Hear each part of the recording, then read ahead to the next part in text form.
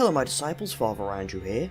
Because the spooky month has arrived, I'll be discussing some fitting characters. Today we're going over Martin Brown from Hotline Miami 2, known as the Pig Butcher. Getting straight into it, the Pig Butcher is a playable character from Hotline Miami 2 Wrong Number.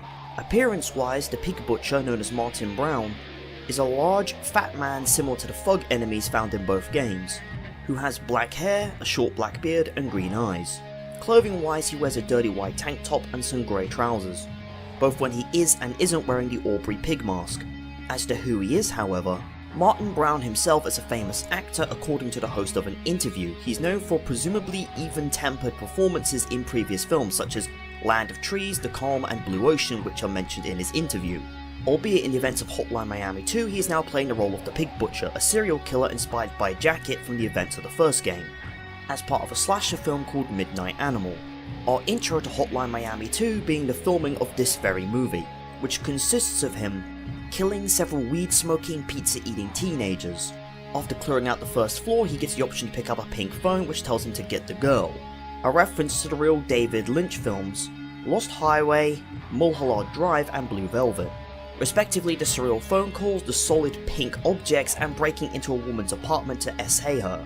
This surreal aspect to the phone is also something I'm going to further elaborate on later, but anyway, he goes upstairs, blows a guy away with a shotgun, goes into the bedroom, kills the movie version of Jacket, then he proceeds to down and essay the woman. But then the scene ends as the director yells cut, and he sends all the actors home, telling them to prepare for the next day of production. This whole scene being set up to introduce him and show the kind of personality he has, and to actually introduce the player to the gameplay mechanics of Hotline Miami 2 as well.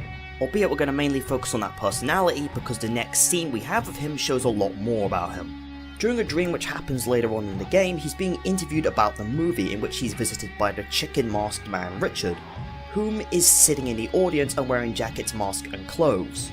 But before that even happens, Martin Brown is being interviewed, and the interviewer mentions that people think he's being a sellout by making this movie, to which he responds, confused, asking what do they mean, to which the interviewer elaborates that some people think it's just going to be another slasher flick.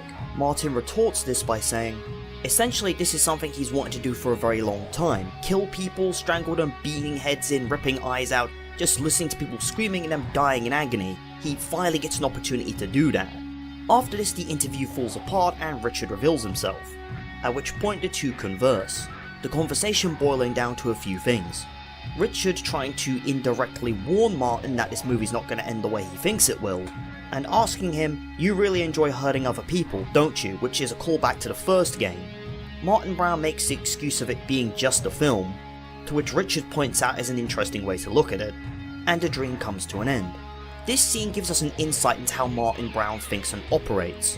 Clearly from the man's own mouth, he's been wanting to do this for a long time, just kill and mangle people and find a way to get away with it. So to simplify it, Martin Brown is using this movie as an excuse to carry out his violent urges.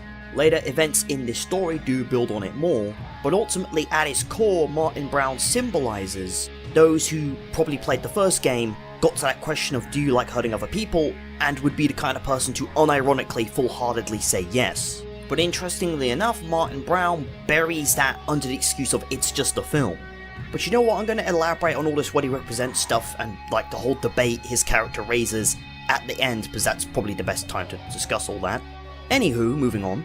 After the dream, when the final day of filming starts, the actress escapes his apartment, which is extremely similar to Jacket's as he's sleeping. He also has a copy of the script on the table which details a scene of him essaying the girl in the precinct, which possibly indicates that he either has an incorrect copy of the script, or it's an early version of the script which he valued highly and just kinda has sitting around. Anyway, the butcher is found by the police, taken to the station and interrogated, told by one of the cops that he's completely fucked in the head, that there's no point talking to him, and tries to leave. Martin answers the phone, gets told to kill everyone and go for the girl again, goes on an absolute fucking rampage, and even rips the head and spine out of a dual-wielding combat SWAT officer.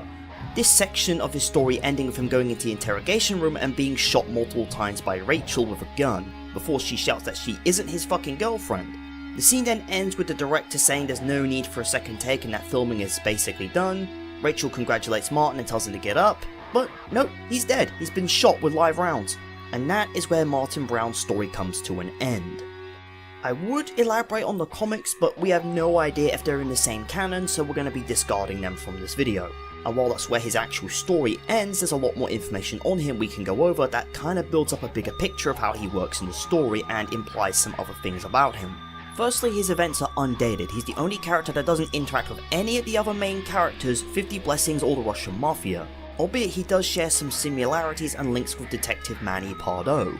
Both are noticeably violent, have a craving for attention.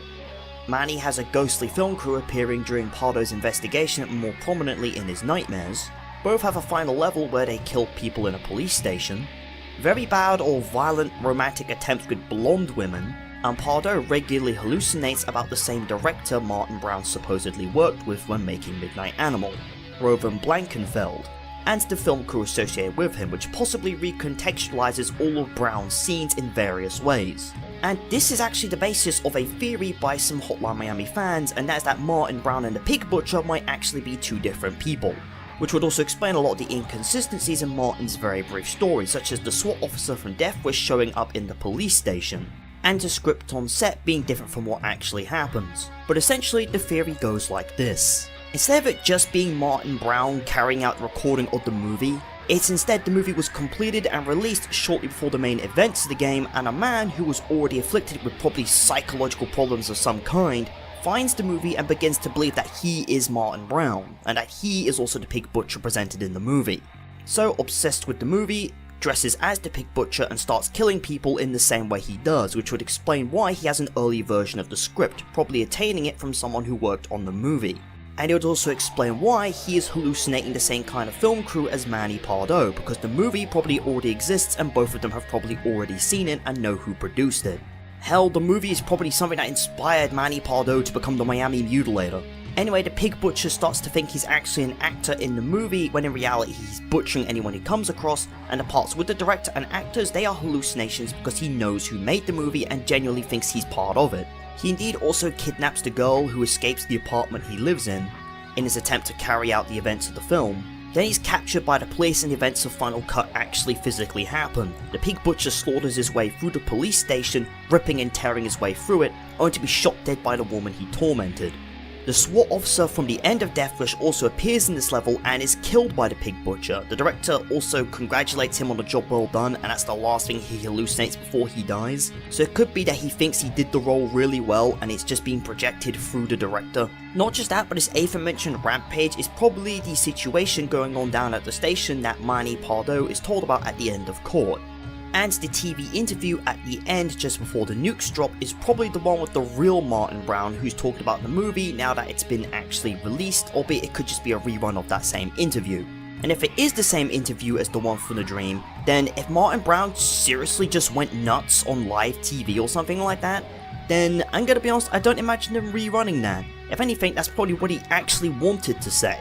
Who knows, we never get to see. But ultimately, all this thing I talked about is just a theory that exists based on pre-existing evidence, but there are other interpretations based on what we see. In the end, it's up to the player's interpretation to determine whether Martin Brown was either a famous actor who died because of a movie prop, a copycat serial killer guided by his hallucinations and killed in self-defense, an actor that was method acting and just kind of produced a movie, or perhaps he was just some kind of dream entity of Manny Pardo or some kind of weird self-reflection. In fact, there is also another theory that he could actually be Manny Pardo as the Miami Mutilator, but that would conflict with the other theory we just talked about. But ultimately, my interpretation of Martin Brown, known as the Pig Butcher, is that he is a violent and cruel person who was just looking for the perfect excuse to get away with what he wanted to do. He created this movie as a way to carry out those urges. And it's very clear that from the things he does, killing people, sexually assaulting someone, etc., that Martin Brown is a fucking terrible person. That is, if what we're seeing is to be taken literally, and that the Pig Butcher is Martin Brown and they're both the same person. Then again, there is the chance that the Pig Butcher could be a copycat killer who's copying a movie he's seen, but again, it's all up to interpretation. I've just decided on mine. Also, in regards to the whole do you like hurting other people thing, he definitely exists as a commentary on those who would have unironically said yes, which I said about earlier, albeit there's a bit more to it than that. His excuse of it's just a movie kind of leans into the whole "oh, do violent video games make people violent" debate, and Richard's response of "just to film her," that's one way to look at it, also leans into this idea. But at its core, this is a leading question, designed to make you, the player, question the ethics of Martin's actions. It again leans into that player interpretation thing. But anyway, with that, I'm not going to end the video yet, we're going to go through some trivia and then going to summarize all of this. Getting straight into it, if the whole second person copying him thing is not true and he's just an actor, then he, throughout the entire game, is the only one who's not killed anybody, since it's all just an act and part of the film he's scripting. He has unused sprites that were apparent in the trailer where something fancy, and they can be found in the files of the first game. His character could be inspired by Pigsy from Manhunt, especially when you consider how one of Dennis Whedon's favourite games is Manhunt. Level and gameplay wise, his death is the very first one we see, albeit Beard is the first death that happens canonically. And lastly, his death could be a reference to how Brandon Lee, the son of Bruce Lee, died on set. Bruce Lee's son being shot with a prop gun that was loaded with defective blank ammo during the filming of The Crow. And with that we can now summarise Martin Brown, known as the Pig Butcher. From my interpretation at least, Martin Brown is a violent, psychopathic movie director who is using a movie he's creating to carry out his depraved fantasies, and exists as a commentary on those who play violent video games and such to satisfy their violent urges, albeit he's created in a way where it's up to the player's interpretation. And with that, that is Martin Brown, known as the Pig Butcher. I hope you enjoyed this October special episode, my disciples. I'll be seeing you around next time. Goodbye.